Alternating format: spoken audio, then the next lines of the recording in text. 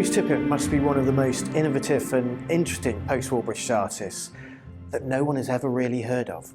He is exhibited in some of the top museums in the world, represented by some of the greatest and most influential galleries, and his work sits in some of the most iconic interiors throughout the globe. The reason we don't see Bruce Tippett's work come to the open market is really because I think people love his pieces and they pass them from generation to generation.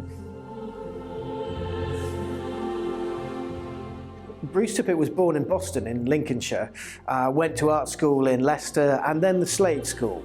From there in the late 50s, he started to travel around East Anglia, often on his bicycle, capturing the landscapes that he saw and the reeds and the rivers.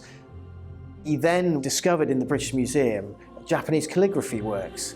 Bruce very much describes that something awoke in him and he entered into a different realm. This opened his eyes to a different way of expressing what he saw in the world around him. In the early 1960s, Bruce started to look at the way a work of art was created and constructed.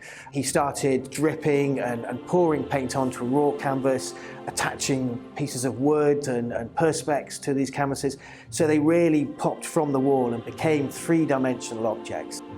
He moved to Rome, and at the Venice Biennale, he met Peggy Parsons, the legendary New York gallerist. She came and saw the scroll-top paintings that he became famous for at the time, and that started a fantastic relationship with Parsons. It's been such a privilege to work with the family on building this sale and putting this collection together. Only 3 or 4 pieces have come up for auction in the last 20 years. Place it within the context of other British artists that broke into the American market and exhibited in New York in the 60s and 70s, then these works feel like an absolute steal.